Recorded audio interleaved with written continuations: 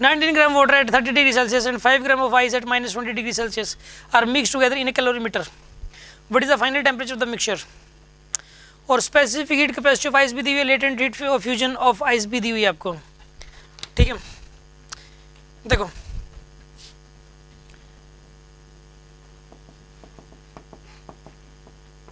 Nineteen gram of water 30 degree Celsius temperature है, ठीक है ना। अच्छा एक बात बताइए आप, आइस कितनी यहाँ पे 5 ग्राम आइस है और टेम्परेचर कितना है इसका -20 डिग्री सेल्सियस है। कैलोरीमीटर में मिक्स कर दिया आपको ना, स्पेसिफिक कैपेसिटी ऑफ आइस दी हुई है, specific heat capacity of ice 0.5 दी हुई है और latent heat diffusion of ice दी हुई है, डिफ्यूजन ऑफ आइस ये दी आपको 80 कैलोरी पर ग्राम, ठीक है ना। इनको मिक्स कर दिया, कॉमन टेम्परेचर बताना कितना हो जाएगा, कॉमन टेम्परेचर एक लूज करने वाला एक गेन करने वाला है ना। लूज करने वाला एक तो ये है और ये क्या बताइए यहाँ पे गेन करेगा। आप मुझे एक बात बताओ, मान लो इसने अपना टेम्परेचर 0 कर लिया, एक बार मान लेते हैं, ठीक है ना। तो मान लेते हैं ये 0 कर लिया इसने और ये मान लेते हैं एक बार पूरी पिघल गई, तो इसने कितनी हीट रिलीज की होगी और इसने कितना गेन किया होगा, सोचो आप। इसने कितना रिलीज की होगी पहले तो ये बताओ, MS delta T, MS delta T Q1 की वैल्यू, मास कितना है इसका 19, स्पेसिफिक कैपेसिटी कितनी होती है इसकी वाटर की 1 होती है, डेल्टा टी कितना है इसका 30 सोल्व करो कितना है 570 कैलोरी, तो यहाँ से फ्री होगी। अगर इसको बर्फ, पहले ये बर्फ आएगी 0 डिग्री सेल्सियस पे,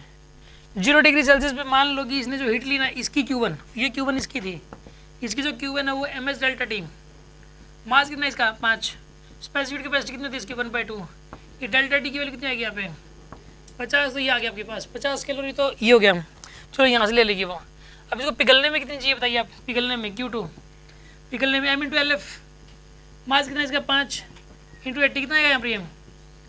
400 कैलोरी उसको पिघलने में चाहिए, 400 कैलोरी इसको पिघलने में चाहिए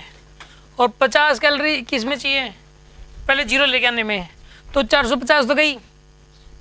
अब बची कितनी बताइए, मतलब ये हुआ कुछ ना कुछ रहेगी अभी भी,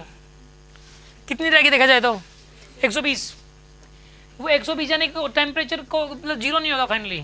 टेम्परेचर कुछ ना कुछ T होगा और उसकी वैल्यू 1 2 3 4 5 कुछ भी हो सकती है, कुछ ना कुछ कॉमन टेम्परेचर रहेगा जिसकी वैल्यू पॉजिटिव में होगी। इसे ये पता लग रहा है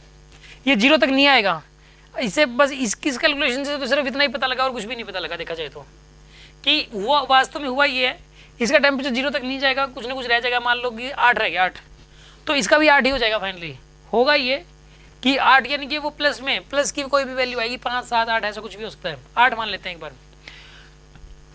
ये आइस पहले -20 से 0 आएगी, फिर पूरी पिघलेगी और फिर इसका भी 8 होएगा, इससे ये पता लग रहा है, यानी अब ये कैलकुलेशन हमारे किसी काम की नहीं है देखा जाए तो भी फिलहाल, ठीक है ना। इस पूरे को मैं अब कर रहा हूँ यहाँ से, अभी जो किया इससे तो सिर्फ अंदाजा लगाया बस हमें कि होना क्या था इसके अंदर, क्या हुआ होगा, मतलब फाइनली 0 है या फाइनली नेगेटिव में जाएगा टेम्परेचर, फाइनली पॉजिटिव में जाएगा, ये पे चेक करना था। कॉमन टेम्परेचर पॉजिटिव में कुछ आएगा, तो यहाँ पे एमएस डेल्टा टी, मास इसका 19, स्पेसिफिक कैपेसिटी कितनी इसकी 1 और डेल्टा टी कितना आएगा इसका 30 - T, ये आएगा 30 - T। इसने तो ये तो लूजर है, इतना लूज कर दिया इसने, और ये गेन करेगा भाई, गेन कितना किया इसने बताइए, यहाँ पे एमएस डेल्टा टी, मास कितना 5, स्पेसिफिक कैपेसिटी कितनी इसकी, हाँ डेल्टा टी कितना इसका 20, ये डेल्टा टी प्लस का, ये तो एमएस डेल्टा टी हो गया इसका, फिर इसका M/LF, मास कितना इसका 5, LF कितना इसका 80 प्लस, हो गया ना। अब इसका टेम्परेचर T होएगा, MST लिखोगे, मास कितना इसका 5, स्पेसिफिक कैपेसिटी कितनी इसकी 1, डेल्टा टी की वैल्यू T आएगी, T की वैल्यू T आएगी ना, जब आप इसको सोल्व करोगे तो T की वैल्यू आ जाएगी आपके पास, समझ में आ गया ना आपको ये।